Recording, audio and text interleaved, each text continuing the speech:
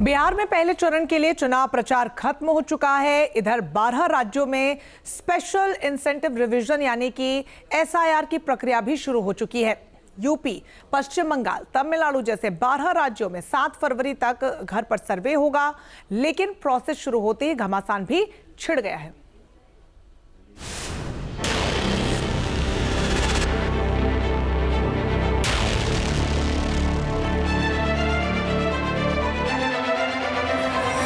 अब फेज 2 12 राज्यों में या संघ शासित प्रदेशों में आरंभ होने वाला है।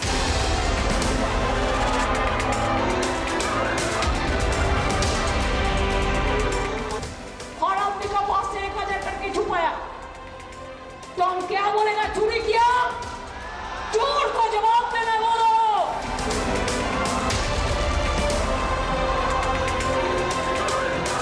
घुसपैठिया और रोहिंग्यास को असेंबल करके जो डेथ वोटर है, जो इलीगल इन्फिल्ट्रेटर्स है, उनको प्रोटेक्ट करने के लिए वर्क कर रहा है। मतदाताओं को एहसास है कि अगर रोजगार चाहिए, न्याय चाहिए, हक चाहिए, अधिकार चाहिए तो वो समाजवादी ही देंगे। सही वोटर लिस्ट होगी तो चुनाव भी पूरी तरीके से ये ऐसा होगा कि कोई उंगली नहीं उठा पाएगा। पीएम मोदी के संसदीय क्षेत्र वाराणसी से लेकर बंगाल की धरा कोलकाता तक देश के 12 राज्यों में वोटर वेरिफिकेशन की शुरुआत हो गई। बिहार की तरह यहां भी घर घर सर्वे हो रहा है, लेकिन एसआईआर के दूसरे चरण के साथ सियासी रण भी उतना ही तेज मूसलाधार घमासान शुरू हो गया। ममता बनर्जी अपने दलबल के साथ सड़कों पर उतरी, हुंकार भरी कि पश्चिम बंगाल में एसआईआर नहीं होने देंगे।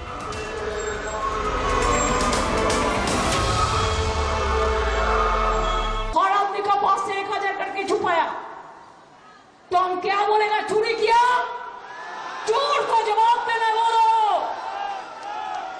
अगर तुम जनता का पास से 1000 करके आधार कार्ड बनाने के लिए लिया तो तुम क्यों अभी कहते हैं आधार कार्ड?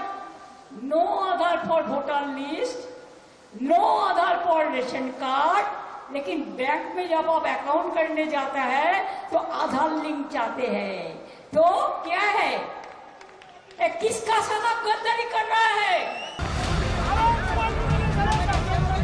कोलकाता में करीब 4 किलोमीटर लंबे मार्च में ममता बनर्जी ने ताकत दिखाई, मोर्चाबंदी की।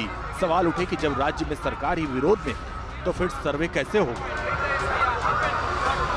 बीजेपी आरोप लगा रही है कि दीदी और उनकी सरकार घुसपैठियों को बचा रही है। घुसपैठिया और रोहिंग्यास को असेंबल करके जो डेथ वोटर है, जो इलीगल इन्फिल्ट्रेटर्स है, उनको प्रोटेक्ट करने के लिए वर्क कर रहा है। पिछले टाइम जो सीएए लाया था भारत सरकार, तब भी ये एनआरसी बोल के बंगाल में बहुत सारा क्षति पहुंचाया। ये भी आज जो कर रहा है एसआईआर को एनआरसी के नाम पर, ये बंगाल, पश्चिम बंगाल का लॉ एंड ऑर्डर को खत्म करने के लिए और हिंदू को डराने के लिए कर रहा है।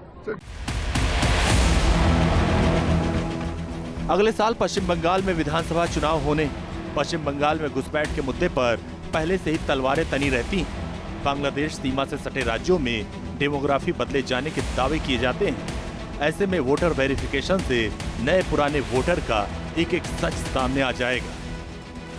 पश्चिम बंगाल में विरोध प्रदर्शन का दौर चल रहा है। इसी तरह सबसे बड़े राज्य यूपी में भी सर्वे की शुरुआत हो गई। यहाँ 4 दिसंबर तक सर्वे चलेगा।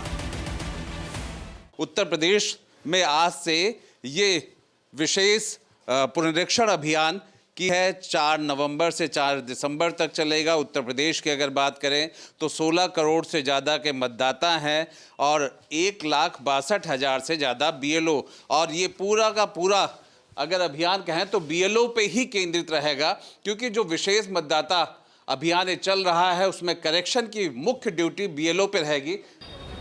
यूपी में एसआईआर को लेकर सरगर्मी बढ़ी हुई है। अखिलेश यादव ने इसे पीडीए से जोड़ दिया, जिस पर बीजेपी भड़क गई। वोटर लिस्ट के बारे में जो यदा-कदा शिकायतें मिलती थी, अब इस एसआईआर के माध्यम से जो वोटर लिस्ट बनेगी वो पूरी तरीके से पारदर्शी और पूरी सही वोटर लिस्ट बनेगी, और सही वोटर लिस्ट होगी तो चुनाव भी पूरी तरीके से ये ऐसा होगा कि कोई सी कुछ उंगली नहीं उठा पाएगा।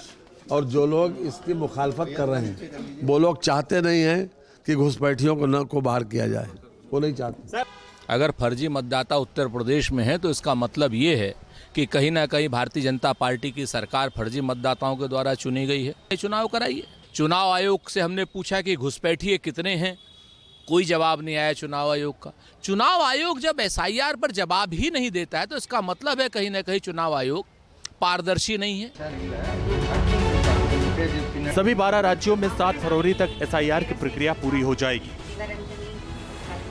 लेकिन इंडिया ब्लॉक इसे सड़क से लेकर सुप्रीम कोर्ट तक ले जाने की तैयारी में। इंडिया गठबंधन के दिग्गज बिहार चुनाव के बाद देशव्यापी रैली करने की बात कर रहे हैं। कुल मिलाकर एसआईआर पर संग्राम अभी बाकी है। Team news nation. जहां भक्ति है हर शब्द में, कथाओं में छुपे हैं दिव्य रहस्य और ज्योतिष देता है जीवन को दिशा। धर्म से जुड़ी हर बातों को जानने के लिए हमारे चैनल स्तुति को सब्सक्राइब करें। चैनल पर जाने के लिए इस लिंक पर क्लिक करें।